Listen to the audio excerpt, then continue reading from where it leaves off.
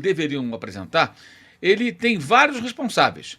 Começa no presidente do clube e vai até as pessoas que trabalham no CT, passando pelos jogadores mais importantes, menos importantes, treinadores e demais integrantes do departamento de futebol, gerentes, vice-presidente de futebol, diretor executivo. Todo mundo tem uma responsabilidade, tem uma parcela de responsabilidade. Mas no meio disso tudo, nesse ambiente todo, você tem os astros, aqueles que vão sempre colher os maiores e melhores frutos das vitórias.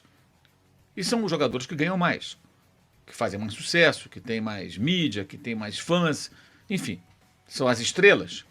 E entre as estrelas do Flamengo sempre houve um grande protagonista, até pelo perfil que possui, que é muito positivo em vários momentos, né? Carisma com as crianças, a maneira que ele encarna o espírito do clube, irrita os adversários, provoca os rivais.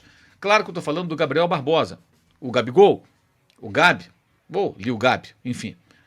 Jogador muito acima da média quando está no seu ápice, mas que se transformou num jogador comum nessa temporada, absolutamente comum.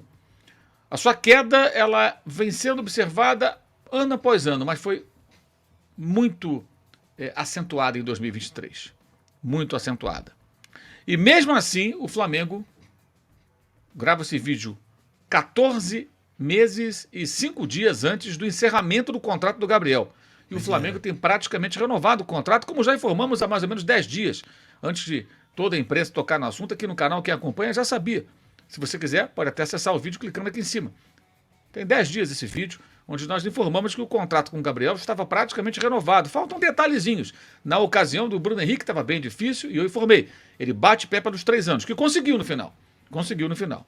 Mas são casos diferentes. Um jogador que teve uma grave lesão, mas quando voltou jogou várias boas partidas, decidiu jogos, foi um dos poucos que se salvaram em momentos ruins do Flamengo na temporada e que tinha um contrato terminando. O outro tem um contrato que vai terminar no final do ano que vem. Há também uma questão também da idade, a diferença, mas não é esse o ponto que está sendo abordado aqui.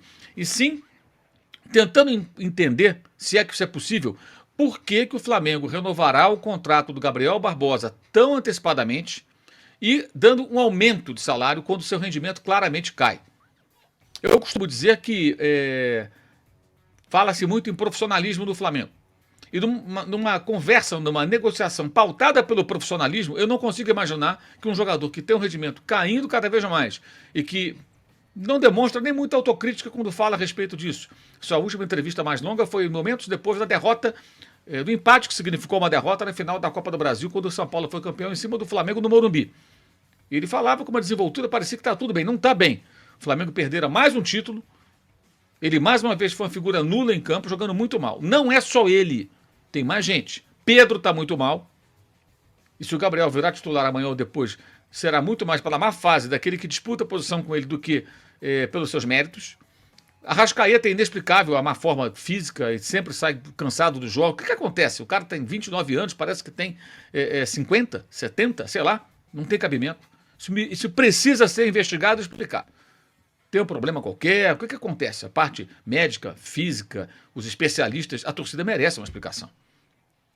Entre outros jogadores, Everton Ribeiro com queda de rendimento, o Gerson, que muitas vezes acaba se desconectando do jogo e não é tão combativo como deveria. Não é segundo volante, não falo nem da questão de posicionamento, não. É questão de disputa, de competição, disputar a bola, brecar a jogada do adversário, ser participativo, concentrado no jogo o tempo todo, falta. São vários problemas. Ayrton Lucas muito mal.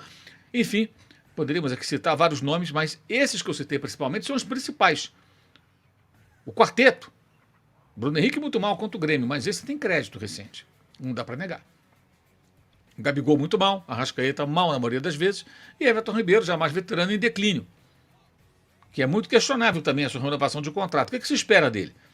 Ele pode entregar em alguns momentos bons jogos, ou até ótimos jogos. Vai acontecer. No Flamengo ou em algum outro clube, mas com aquela frequência anterior, não mais. Ele vira um coadjuvante. Vai encaixar bem nessa função? Faz sentido? A relação custo-benefício se justifica? Mas o tema principal aqui é o Gabigol, porque é um jogador que está com o contrato prestes a ser assinado, com um aumento de salário. Já teve até grupo político no Flamengo protestando, que apoiava inclusive o presidente Landim quando ele foi eleito, e que agora vai na rede social e protesta contra essa renovação. O torcedor claramente questiona por que a renovação tão rapidamente. O medo, a versão do Flamengo é o seguinte, tá em off que as pessoas falam, não, ele pode assinar no meio do ano que vem com outro clube. Quem é que vai pagar o salário que o Flamengo paga ao Gabriel se ele continuar jogando assim? Por que não esperar até março, abril, para ver como ele vai estar e aí negociar? Mas se quiserem negociar agora, poderiam fazer o seguinte. Eu estou trazendo aqui números do SofaScore para a gente parar e pensar sobre o que poderia ser apresentado ao jogador numa conversa profissional. Veja na tela. Você vê aí a página do SofaScore que traz aí os números do Gabriel, muitas informações, tá? Você pode baixar o aplicativo, acessar e você vai ter aí muitas informações. E você encontra números que eu pincei aqui, pus aqui nessa coluna à sua direita, né? Onde você vê gols no Brasileirão. Em 2019 foram 25. Em 2020, 14 gols. Em 2021, 12. Em 22, 11. E nesse ano só fez 5 até aqui. Claro que a gente não pode medir o desempenho dele só por isso.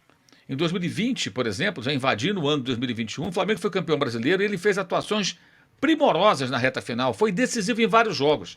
Contra o Grêmio em Porto Alegre, o mesmo Grêmio onde ele jogou tão mal agora nos 21 minutos em que esteve em campo na quarta-feira, ele fez um dos maiores jogos da vida dele, daquele 4-2. Como jogou bola, deu assistência, fez gol, fez um golaço, jogou muito. Então, o número de gols foi menor, mas ele foi decisivo.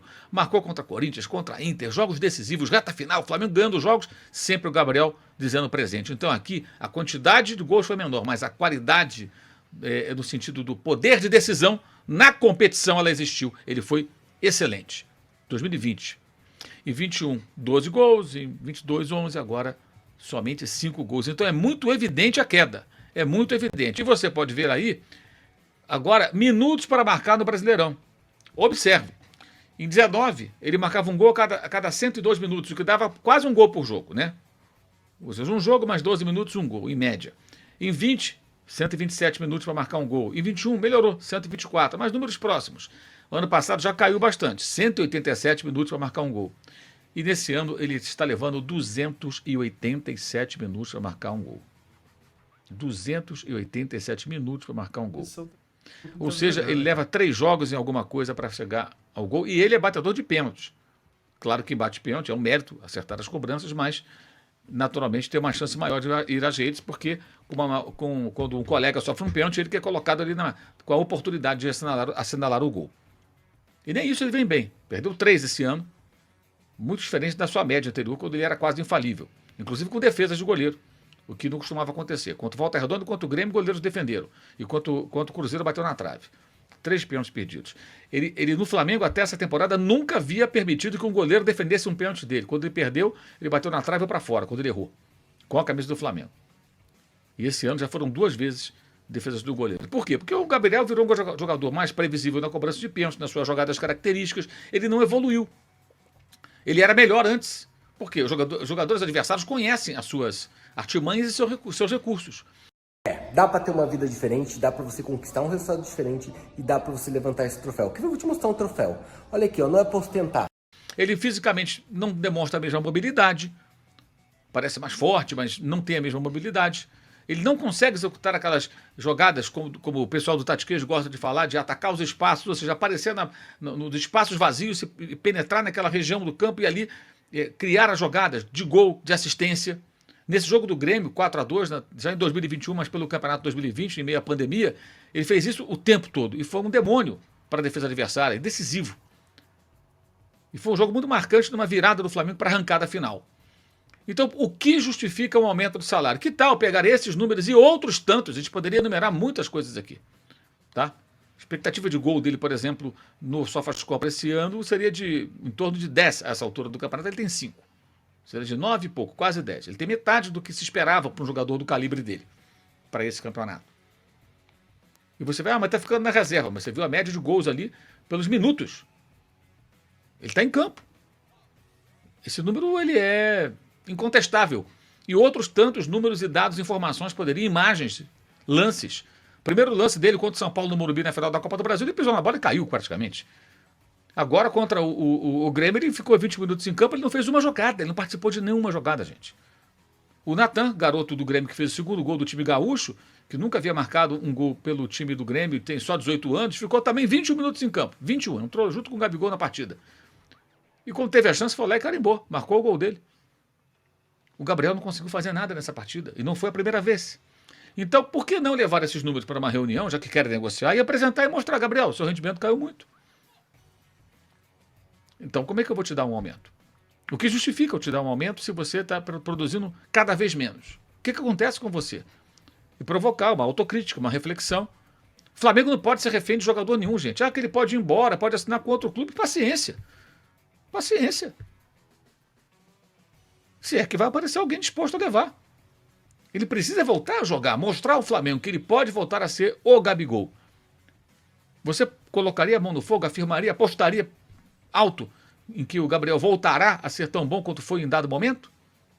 Eu, sinceramente, não tenho a menor ideia. Porque não depende de mim, não depende de você, depende dele. De querer, de treinar, de ter autocrítica, de trabalhar fortemente, superar as adversidades e voltar a ser um grande jogador, como já foi antes. E diversificar a maneira como finaliza, como bate pênalti, como se comporta em campo, melhorar em fundamentos. Melhorou o chute com a perna direita? Continua pífio. Melhorou a cabeçada? Também não. Trabalho de pivô, aprendeu a fazer para pelo menos segurar uma bola, escorar, usar o corpo contra o zagueiro? Também não. Dividir? Continua dividindo muito pouco, praticamente não divide bola. Velocidade, arrancada, no 1 contra 1, como se diz hoje, o mano a mano. Jogada ele contra o zagueiro adversário, partindo para cima, botando na frente. Leva melhor? Não é uma característica forte dele. Então qual o fundamento que ele melhorou? O que justifica o aumento? É claro que seria muito mais fácil para mim, para você, para qualquer um chegar aqui e falar, olha, Gabigol está comendo a bola jogando muito. Ele vai ganhar X por mês, 1 milhão, 2 milhões, 3 milhões, não importa quanto. O Flamengo pode pagar? Que pague, o cara vale, o cara é decisivo, o cara está cada vez melhor. Então ele merece. Antigamente, nos tempos do Zico, né, dirigentes diziam o seguinte, que o Zico chegava e não tinha muita discussão para renovar contrato. Quando você quer ganhar, vai lá, assina e acabou. Claro que isso é meio folclore, não é bem assim, nunca foi exatamente assim. Mas uma coisa você podia ter certeza, o Zico sempre iria entregar o que você esperava. Poderia falhar num jogo, jogar mal e tudo, mas a dedicação... E hoje o Gabriel usa a camisa do Zico. Infelizmente, para o Flamengo, esse número 10 às costas não o está inspirando como poderia, né, se ele realmente se espelhasse no maior ídolo da história do clube. E o maior ídolo, sempre será o maior ídolo, porque, além de jogar muita bola, era mega, super profissional e o Flamengo sempre estava em primeiríssimo lugar. Fala, nação rubro-negra. Nação, o que vocês acham sobre essa fala do Mauro César? Sobre o Flamengo renovar com o Gabigol com antecedência muito grande e tá dando um aumento para ele, sendo que ele não tá entregando nada essa temporada. O Flamengo como um todo, a verdade é essa, né? O Flamengo como um todo não tá entregando nada nessa temporada. Os números dos caras, meu irmão, tá ridículo. É um Flamengo que não tem como reconhecer o time inteiro. A verdade é essa. E falando sobre o Gabigol, nessa temporada o Flamengo tá de forma irreconhecível. A verdade é essa. O Flamengo caiu de produção de uma forma gigantesca. Não tem como explicar. Todos os títulos esse ano o Flamengo perdeu. A verdade é essa.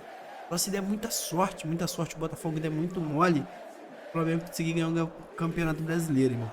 Vai ser muito difícil. Mesmo sendo flamenguista apaixonado pelo Mengão, queridão, malvadão.